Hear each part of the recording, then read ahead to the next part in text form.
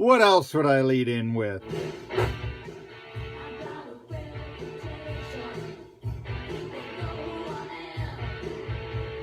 Marky Billson here.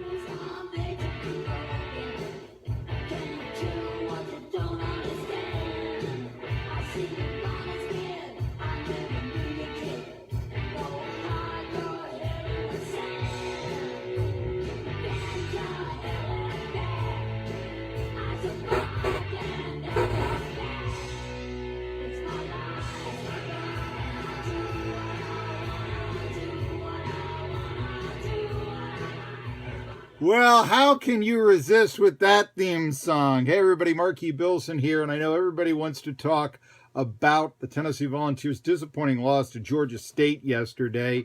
That theme song right there, yes, I am no longer with, as it stands right now, 1420 WEMB Sports Radio. I want to thank him for 3 years there. However, that right now just...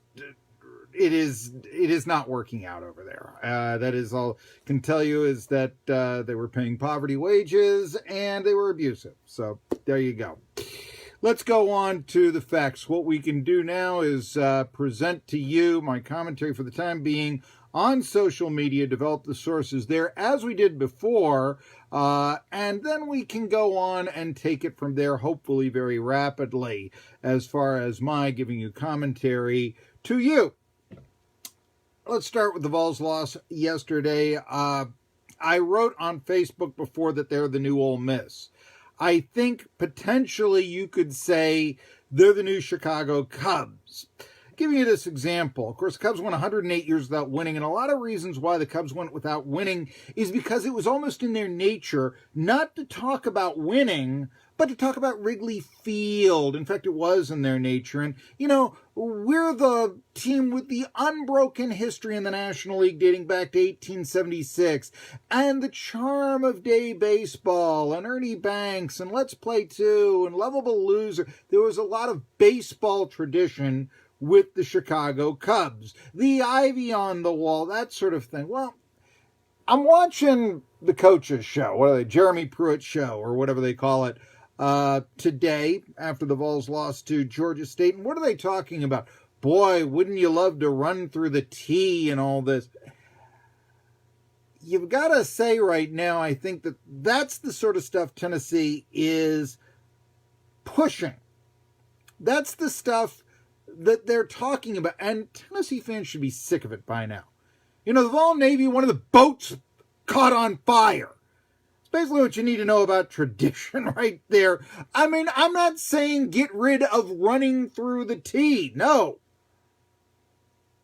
But let's get a little bit away from that and a little bit more on what's going on the field. In fact, I think a lot of that tradition and all that has Tennessee fans thinking that their program is better than it really is in terms of historical structure. You'll always have 1939. Guess what? You're never going to win. You're never going to recruit on 1939. Pat Forty today spoke of this game on Yahoo, and he said, this is what happens when the mob takes over the program. Hey, right now, Greg Schiano doesn't look so bad, does he? And meanwhile, John Curry, the old athletic director, he's at Wake Forest, who just defeated Utah State 38-35 yesterday. And remember, the Aggies were in the top 25 last year. So remember, UT right now could have John Curry and Mike Leach, and instead they went with Phil Fulmer and Jeremy Pruitt. Phil Fulmer's very first coaching hire, Carl Torbush, ETSU, 11-22. His second, Jeremy Pruitt, 5-8. You could have Mike Leach, the most charismatic coach in the SEC, somebody that that's something that you need in the SEC. That's something that's going to set you apart, much like, let's say, Steve Spurrier when he was winning 33 games in 3 years at South Carolina.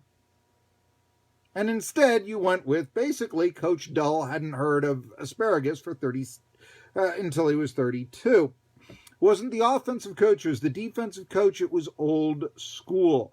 And what I found disappointing is that after this loss, there wasn't a situation of, let me just give you this. I can recall about a little less than 10 years ago, but the Steelers, Pittsburgh Steelers, opened up with a bad loss to the Tennessee Titans. And the first thing Mike Tomlin did at the press conference is say, this is an unacceptable loss. Jeremy Pruitt seemed to speak in cliches, kind of a, we'll get him next week, rather than, this is unacceptable. He spoke of, well, the team that makes the fewest turnovers and things of this nature. He even used one of the maxims from Bob Nealon, one of the maxims, the team that makes the fewest mistakes, not cliches, not answer, cliches. Fewer turnovers. You went 5-7 last year with a quarterback that threw 3 interceptions all year long. What's disturbing right now is that there is actually a possibility for the Tennessee Volunteers to go 0-12. Now, that's more of a possibility than a probability. I mean, 0-12, and all that. But you say that, they'll beat Chattanooga. Well, for the second straight year, in my opinion, the FCS opponent will have a better quarterback than Jared Guarantano. Nick Tiano is considered a pro prospect. He's 6'5", he's about 240, and a lot of people think that he's the best pro prospect in the Southern Conference. Quarterback of Chattanooga. Last year I mentioned Logan Marchi, who had been the starter at Temple. Congrats to Guarantano. In comeback mode, he threw for 311 yards. It was, in his 19th start, the second time he's thrown for 300 yards, and only the 5th time that he's thrown for 200. Logan Marchi, the benched ETSU quarterback from last year, he has 6 200-yard passing games in his career in more than a half season less of starts. So think about that for a second. Right now, I've said this, what will make the Vols better? It's not these people that say, well, a team that's been so elite in the past and all that, they'll certainly be good again. Look at Yale. I know circumstances are different there than for an SEC member or something. But how about this? Look at Georgia Tech or Pitt or Minnesota or even next week's opponent, BYU, which, by the way, Utah State did defeat last year by 20-odd points. If you want to go that route, you're looking now at a situation, and I've said this before and all this, looking back when other schools are looking ahead. Vanderbilt, they need a new AD. They go to the G League president, and they win the national championship in baseball. Tennessee, they go to old coach, which is not what anybody else in college athletics is doing anymore. First coach was 11-22. This one's 5-8. And all they're saying is, well, we'll get him next week. Been hearing that really since the loss to Texas A&M in 2016. It's sounding more and more like Butch Jones. I'm Marky Billson. See you next time.